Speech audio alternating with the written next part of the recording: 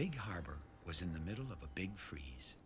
From the snowdrifts drooping down over the tugboat's dock, all the way up to the long icicles hanging from Benjamin Bridge, everything was cold and frosty and frozen.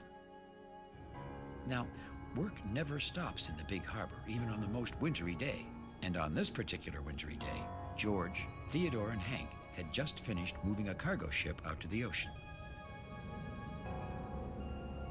"It sure is cold," shouted Theodore. "Oh, cold doesn't bother tugs like us," grunted George. "We're brave."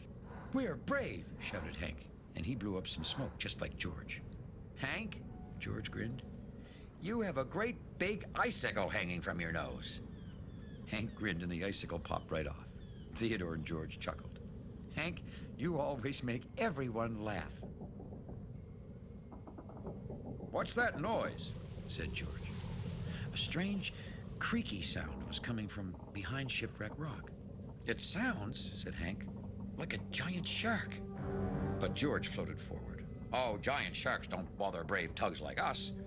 Then he slowed down a little just in case it was a giant shark.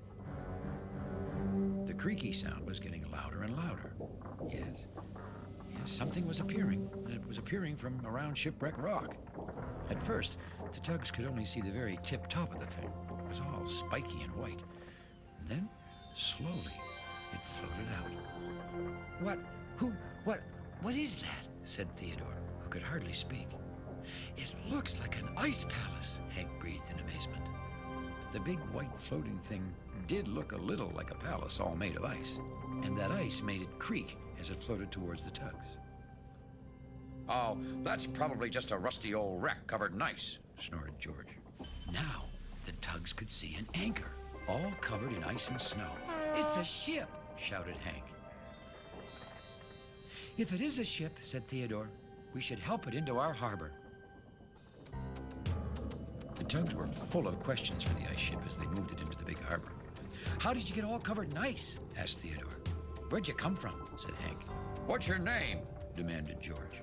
Well, the ice ship didn't answer. It just made its creaky sound as it floated along. "I bet he can't speak because of all the ice," said Theodore. "I wonder who he is under there," Hank whispered. "Probably some useless rust bucket like I said," snorted George. "Come on, let's get him to the dock."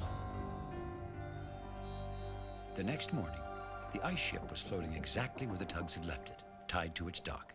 Its ice still made that creaky sound as it rolled a little on the waves.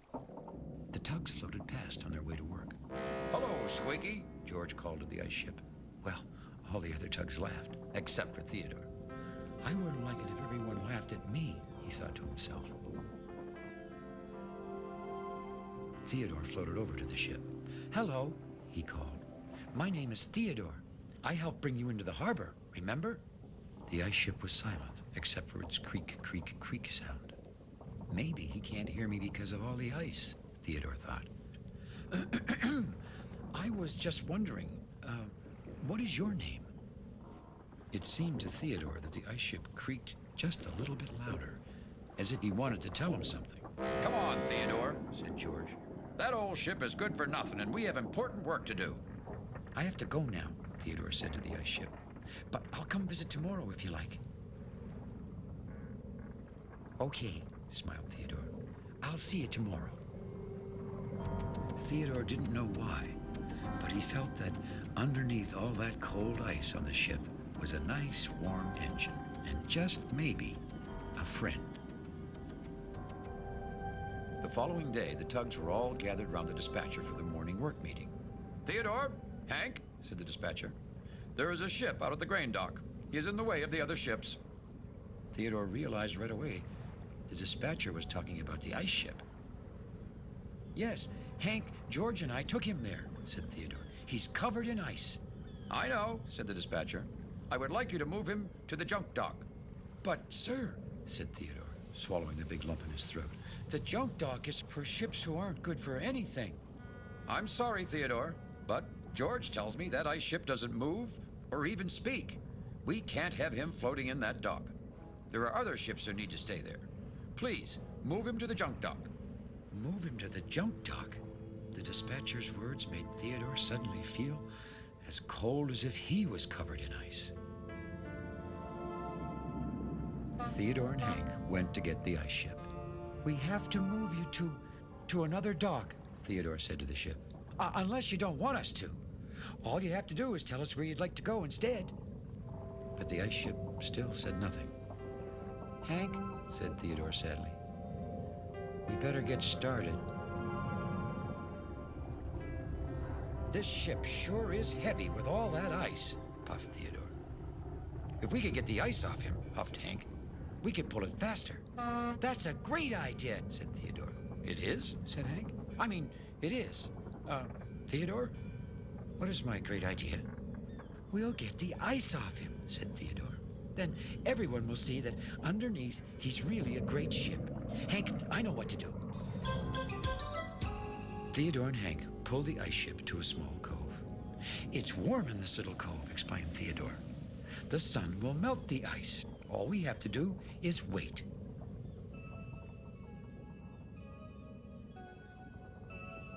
Well, the tugs waited and waited and waited. And the ice ship did begin to melt. Drip by drip by drip. Wake up, Hank, tooted Theodore. Did he melt yet? Yawned Hank. Almost, frowned Theodore. One icicle melted. Great, said Hank. Only about a zillion billion more to go. The tugs heard a sharp whistle. It was Pearl, the pilot boat. You're supposed to be taking that ship to the junk dock, said Pearl. You better get going. Well, Theodore and Hank had done their best, but now it really was time to take the ice ship to the junk dock. The two tugs raced into position, but they were so worried about being late, they bumped right into each other. Hank, said Theodore, turn around. Hank turned all right, but in the same direction as Theodore, and once again, they bumped into each other. Hank, shouted Theodore, turn the other way. Theodore and Hank looked around to see if Pearl was watching, but Pearl was staring at something else. The ice ship was shaking and making its creak, creak, creak sound louder and louder. And then a little ice fell from the ship. And that's when Theodore realized something wonderful. He's laughing, shouted Theodore. He's laughing, Hank. You gave me another great idea. I did, said Hank. I did. Theodore, what is my other great idea? All we have to do is make him laugh some more, said Theodore.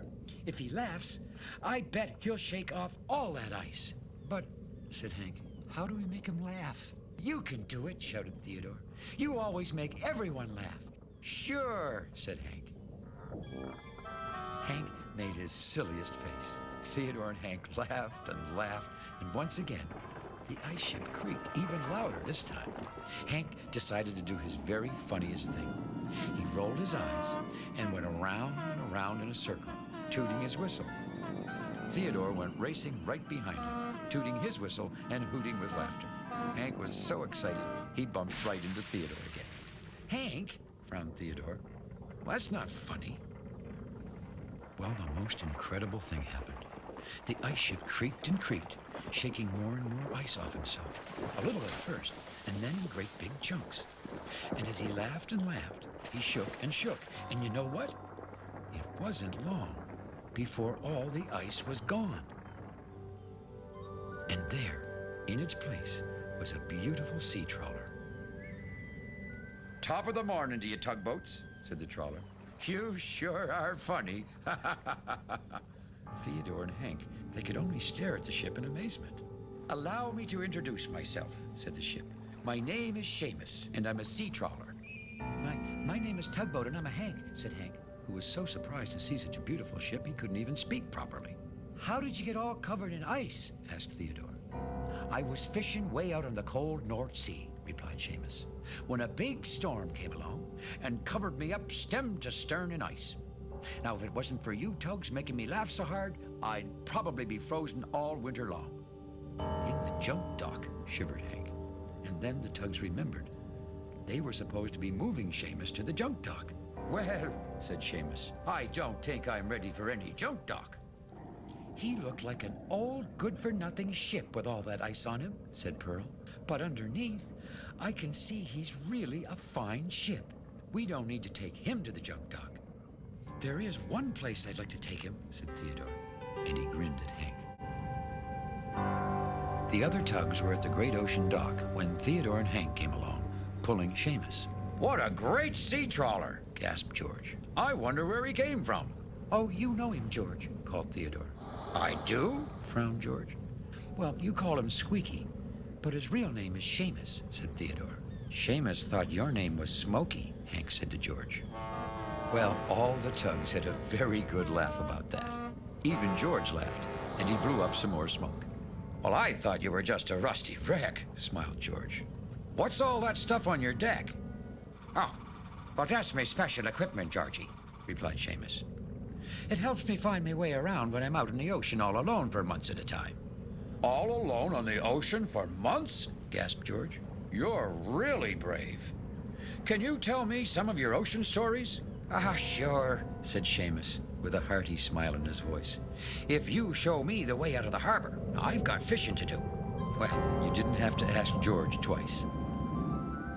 George showed Seamus the way out of the big harbor, and all the way those two talked about some of the ocean adventures they'd had. All the tugs were sad to see Seamus leave, but the saddest one of all was George. Toodaloo, Georgie, tooted Seamus. Goodbye, Seamus, whistled George. George watched his new friend leave. What a great ship, he said softly to himself. What a great ship.